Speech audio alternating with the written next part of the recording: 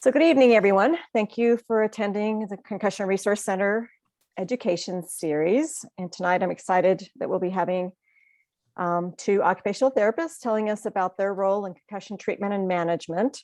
Let me give you a little bit of background of each of them. We have Michelle Rosine, and Michelle received her Bachelor's of Science degree from Loma Linda University and has focused her career on working with adults and children with neurological disorders. Before moving to Bozeman in 2006, she worked at the Center for Neuroskills, a comprehensive brain injury facility. In Bozeman, she's been working at neurorehab since 2007. Michelle has extensive experience in visual rehabilitation with adults and children, and she's also NDT certified by the Neuro IFRAH organization, specializing in improving physical function for individuals with hemiplegia. Next, we have Hope Shar. She received her master's degree in occupational therapy from Shenandoah University.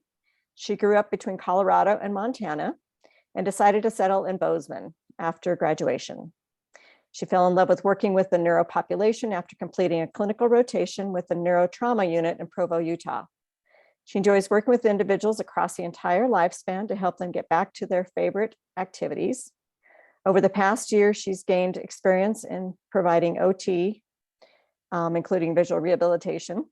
And let me go switch a little bit to a different bio that I had for, for Hope. I was reading an old one. Let's see, I got most of it. So she currently practices as an OT throughout Gallatin County. She has experience working across the lifespan with various populations and really enjoys building relationships and treating people with brain injuries.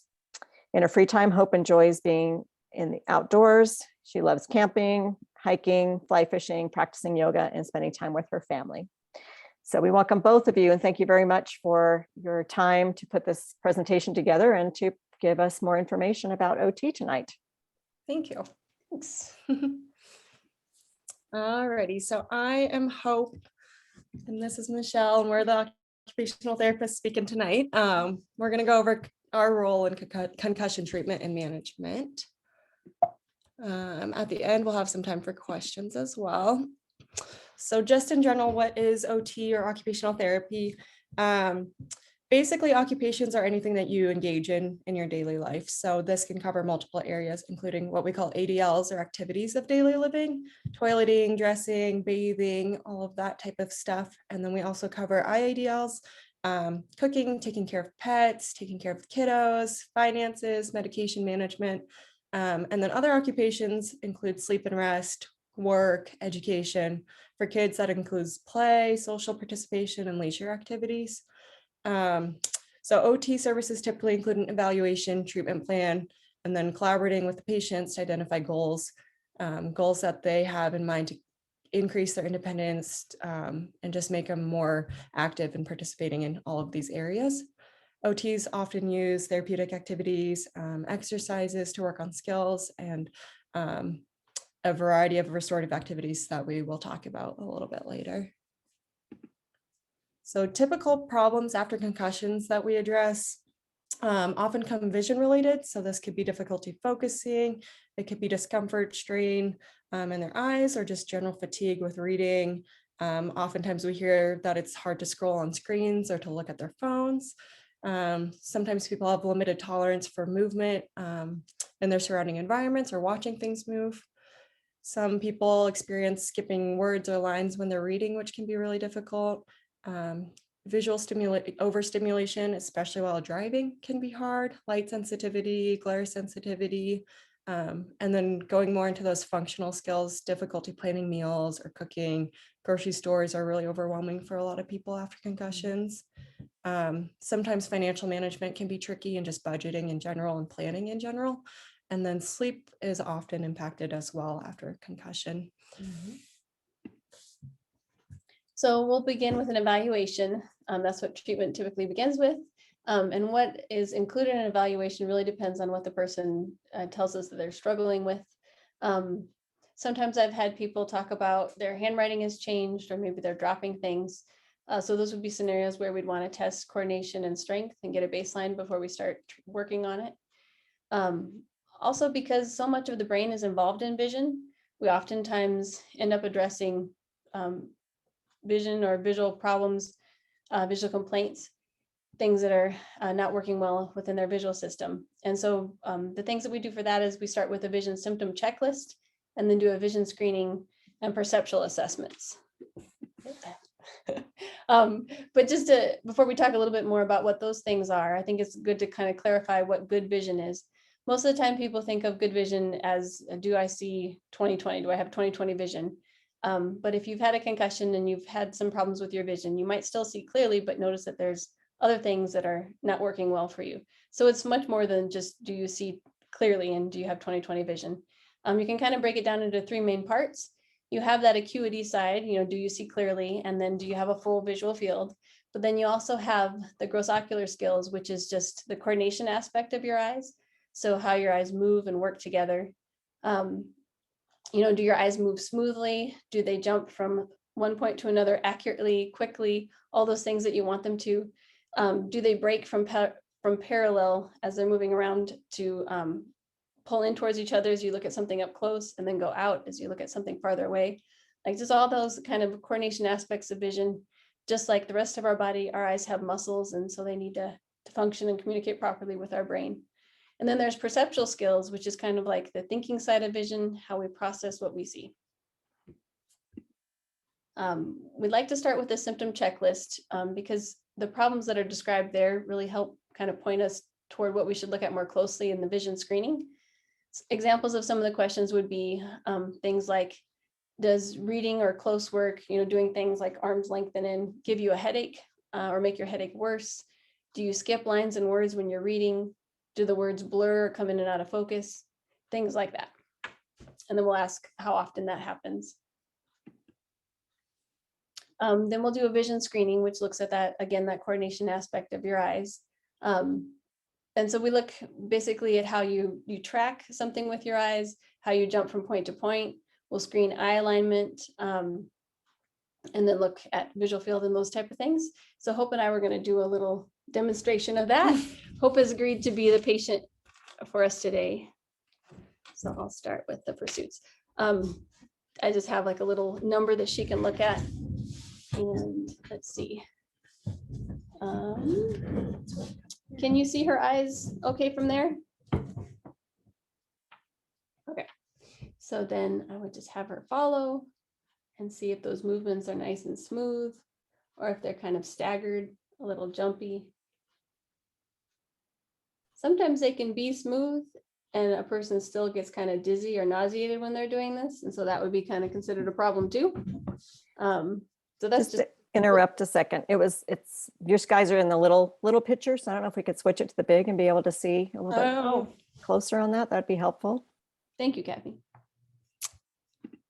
Try the screen share part, I think, or I don't know.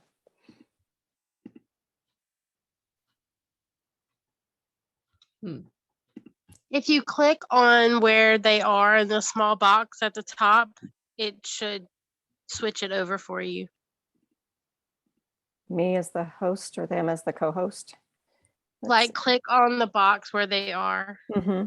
the actual box. Doing that. It didn't. Oh, I don't know. I'm on my phone, so I don't know. Okay. Okay.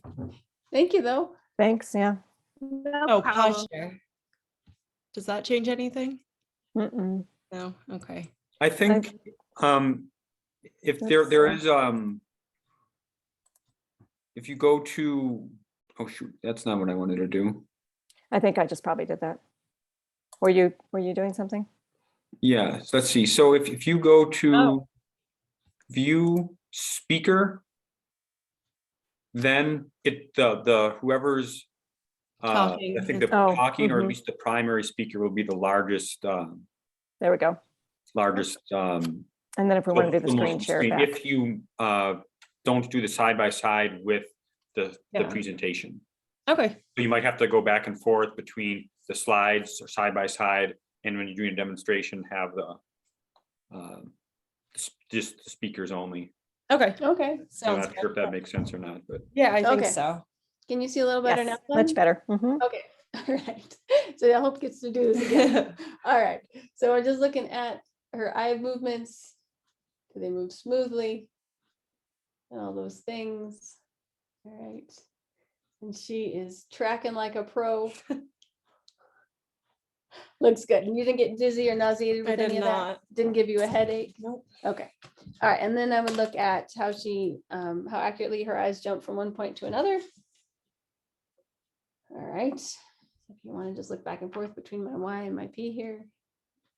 Good. Then let's do some vertical ones. And then this way. I'm gonna go this way.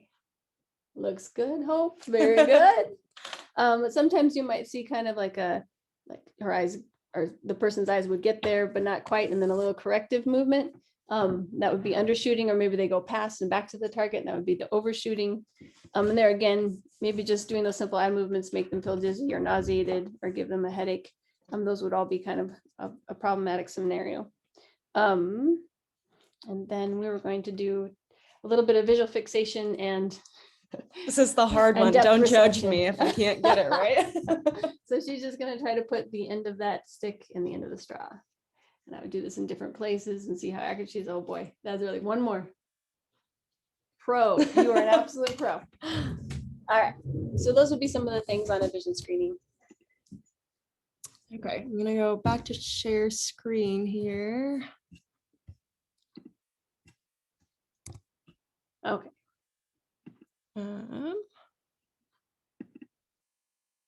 Is that back on there now?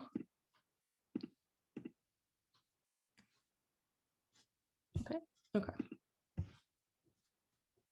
okay. Just to kind of go back to the vision screening, sometimes I've had some people that I've worked with where they're really struggling to do anything visually. And then we do the vision screening and they find out that they've got a huge like vertical misalignment that they didn't realize they weren't getting the double. And so it can be important to do something like that. And then you kind of can figure out what really is causing the problem. What's the root of the problem?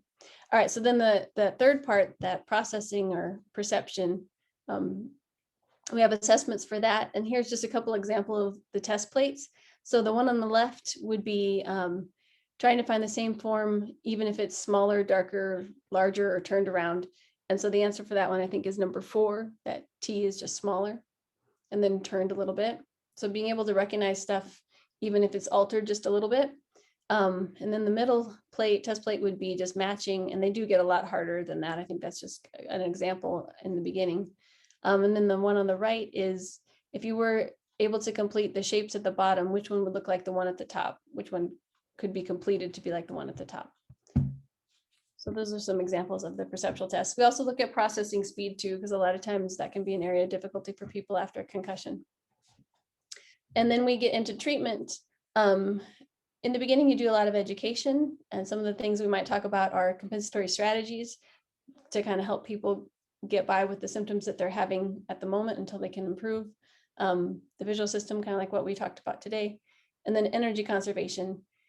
Some examples of that would be having a stool in your kitchen so that if you're going to be doing a lot of chopping or meal prep, you can save energy and sit while you can. Maybe having a stool in the bathroom at the sink for you while you're getting ready, maybe having one in the shower, maybe grouping things at the bottom of the stairs so you can carry them all up at once rather than having to make multiple trips up and down the stairs. So those would be some examples of energy conservation. And then we're gonna look at positioning and ergonomics. I find a lot of times people are using laptops these days and they're just not great for ergonomics. You know, if you're sitting with a laptop on your lap, you're probably gonna have your neck flexed, you're gonna be looking down. And if you've had a concussion, chances are your neck has also been through some trauma. And so that's not going to be a great position for your neck to be in for a prolonged period. Not a great position for your eyes either.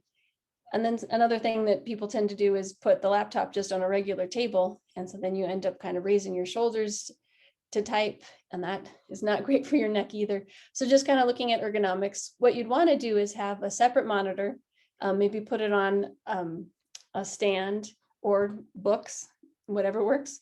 So have a monitor, have it raised up, or put your laptop raised up so that the screen is where it needs to be.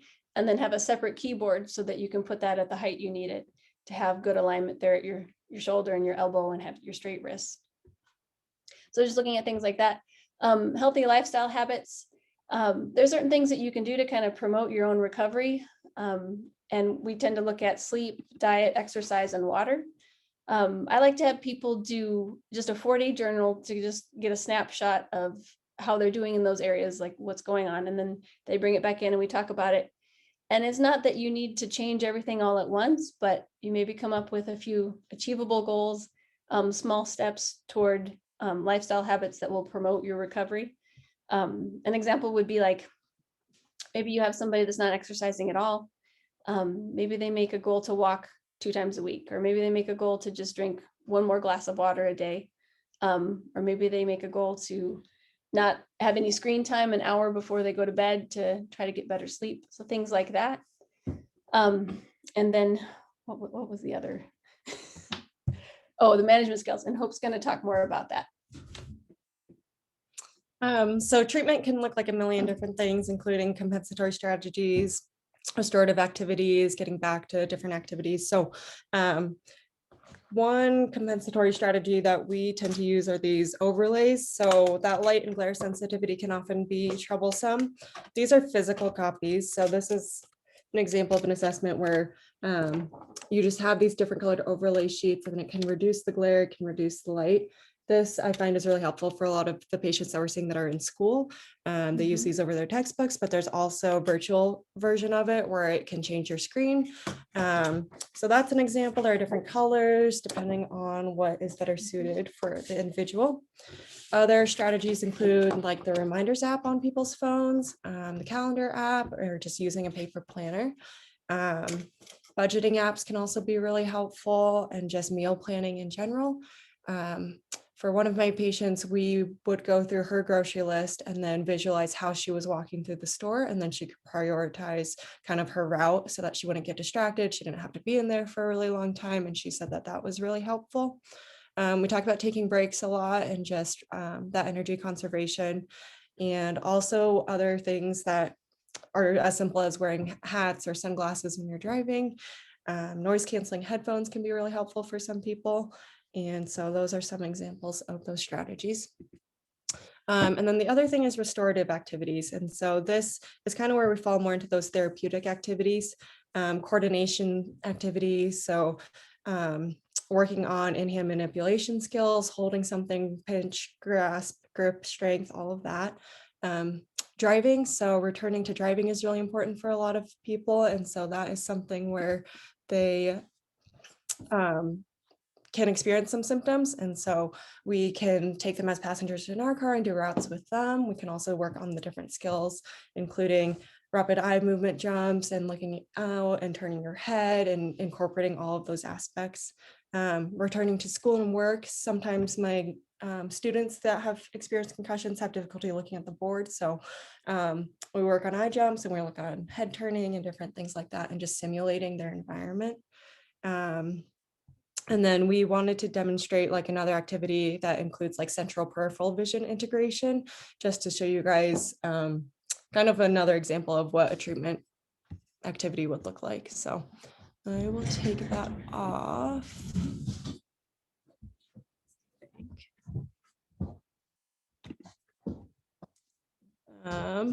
Let's see. Okay. So again, I'll be the patient, and Michelle is going to be the therapist.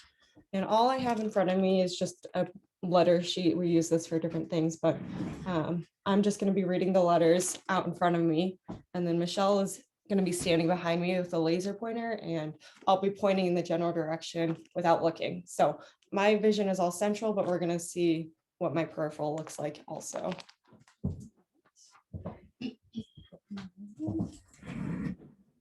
Hopefully you'll be able to see these laser lights in the screen. Okay, all right. So she's just gonna point in the direction the light is. Go ahead and keep reading. F, N, P, V, D, T, C, H, E, Y, B, A, K, O, E. Okay, she did great. So just like when you are driving, you have to pay attention and keep your car within the lines. You also need to have awareness of what's happening around you. And so it's just kind of a way to practice those skills. Yeah. So that was kind of the bulk of our presentation. Does anyone have any questions or anything like that?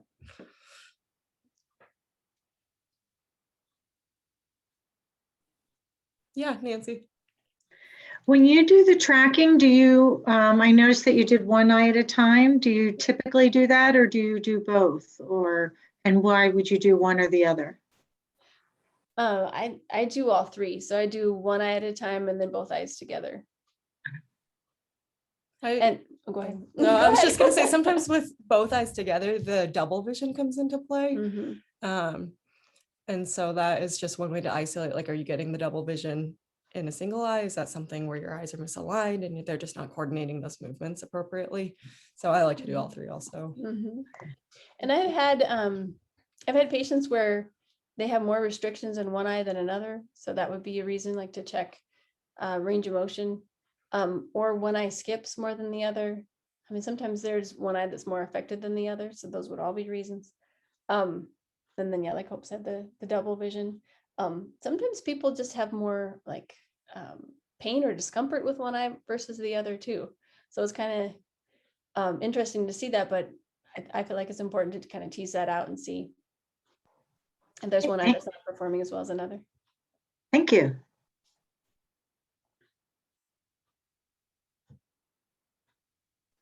Anything else? Do you guys do much with driving? Do you do that often? We always have those kind of questions and Mhm. yeah. So my take on this is that there's a lot that goes into driving that isn't actually operating the car. I mean, there is that aspect, and I think for a lot of people we see physically operating the car is kind of the least of their worries. It's more the cognitive side and the visual side. So we work kind of, I call them on the pre-driving skills. So all the scanning pieces, kind of the timing piece, that judging when it's safe to go or when you don't have enough time to go, that judgment of space, and then like the navigating, kind of the internal map we keep in our mind of, you know, the lay of the town or where we're going, kind of working on all those skills. So we'll work on a lot of things like in the office that have to do with that, the scanning and the plan and the perceptual side of things. But then I'm okay with taking them out as a passenger in my car and then having them do the navigating, having them tell me when they feel like it's safe to go in an intersection, and scanning and those kinds of things. And I wouldn't, so that, to me, that is like prep for driving. But then I think best case scenario is, you know, to have somebody do after that, kind of do the driving eval. And they can either go to the DMV and do that, or they could go to, at this point, they'd have to go to Billings or Missoula. Okay, yeah. Thanks. Yeah. Just to jump in a little bit, sometimes it's nice though for them to know, is it time to try to go to Missoula or Billings and be able to get through all this and see if that's even an option. We've had some referrals lately. It seems like where this neurologist wants to even know if it is, or family, is it even feasible? Or to explain that to the patient that no, it isn't. And even though they're pushing to drive, be able to then point out why they shouldn't be driving. Kind of jumping in there, I know Michelle and Hope, but that seems like that's what we've been helpful to them too, even though it's not an actual driving eval. It helps the families of the patient know a little bit more about that, or the doctor, of what to recommend next. Well, and just like you would want to do before any important test, you'd want to prepare for the test, right? Yeah. And hopefully only do it once. So I think it can be helpful to do that aspect of it. So I know that I'm going to maybe pick on you, Rob, and one of the reasons I kind of asked Rob to attend tonight is to know a little bit more about what you guys do. But what patient would be an appropriate referral? How would someone know who to refer to you and when it's time to refer to OT? I think a lot of the questions on that symptom checklist kind of would be reasons to refer somebody if they have several of those problems. So really anybody that's got visual complaints in their day-to-day life, like anybody that's noticing, hey, whenever I'm doing, you know, whenever I'm on the computer or whenever I'm trying to read or when I'm using my phone, I get a headache, or I can't tolerate it, or I can only do it for a few minutes at a time. I had one lady that was saying that when she tries to read, she would either perceive the wrong word or skip a word, and so it didn't make sense. And when we worked just on some of the basics of eye movement skills, she didn't have that problem anymore. So anybody that's having kind of trouble with your daily visual problems or visual tasks, and people that are, like I mentioned before, like they've noticed their handwriting has changed or they're dropping things, or they talk about how like going to the grocery store is overwhelming. They're struggling to kind of keep organized with their meal prep and things like that. Taking care of their kids. Any of those scenarios would be appropriate referrals, I think. Yeah. Anything else that you can, I mean, there's a lot. But Yeah. I think, yeah, if they're struggling in their day-to-day, it's at least worth getting an evaluation, because oftentimes people don't realize that vision maybe is intertwined with all of that. They're just kind of like, well, I have this headache and I have that brain fog or that kind of just foggy feeling in general. And then you're kind of like, well, are you sleeping okay? Are you able to do things in your normal routine? And then you sometimes on top of that realize like then they start complaining about the strain in their eyes or that their eyes are hurting a little bit more. So it's definitely worth an evaluation just to see kind of how or what we would need to address.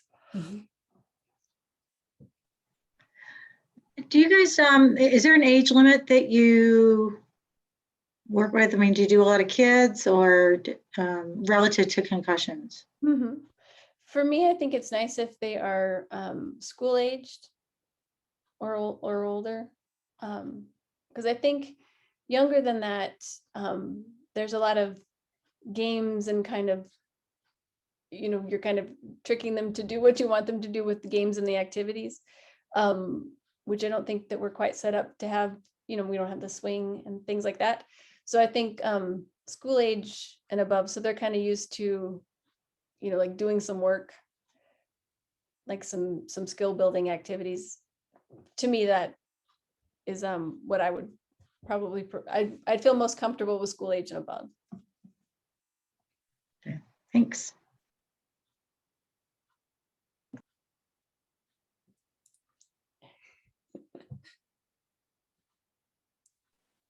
So good questions. I thought it was a good discussion, and thank you guys for clarifying some of that. I think it's always a little, what does OT do, and how does that overlap with PT, and how does it overlap with speech, and how to collaborate with that. And I think that's nice. I thought you guys did a nice presentation to explain those differences, and I loved your demonstrations. Those were great. So you can really kind of see. I didn't know that thing with the straw, though. I had never seen that part. So probably hear you guys doing that, but hadn't seen it. So that was good for me too.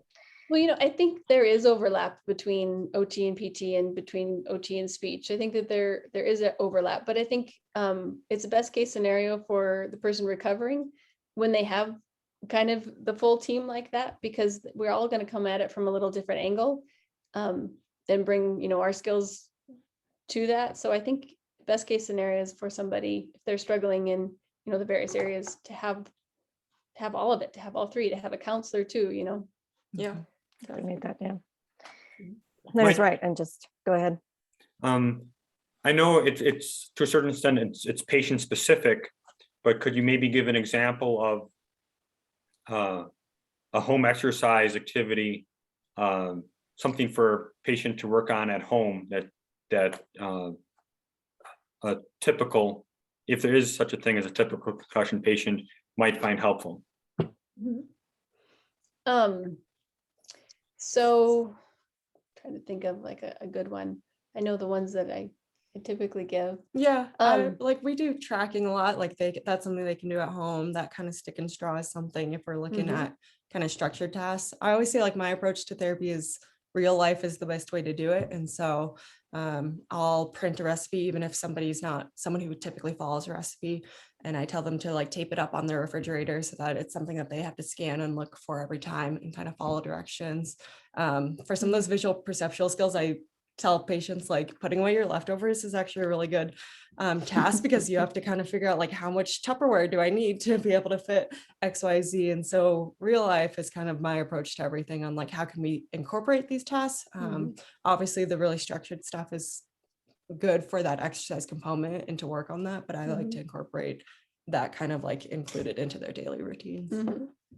Sometimes for tracking, I'll give somebody an article and they have to find like a particular how many times a particular word appears in the article. So they're trying to scan and find that. And we kind of see how accurate they are and how efficient they are. So like how long it takes them, something like that would be something that we would send home. If a patient has kids, I like to do like I Spy with their kids.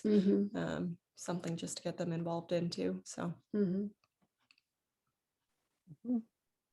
Does that answer your question, Rob? Yes, thank you. Okay. Well, thank you guys. Appreciate Yeah, it. thank you guys. Appreciate everybody attending as well. And this will be, this recording will be put on our website by Hope.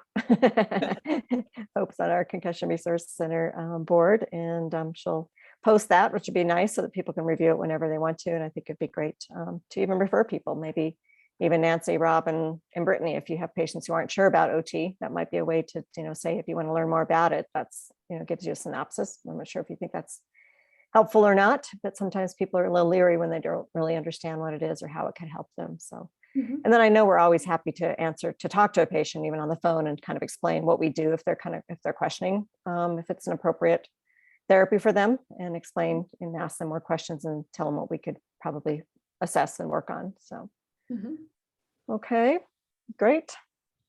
So thank you guys. Have a good evening. Yes. Thanks. Bye-bye. Bye-bye. bye.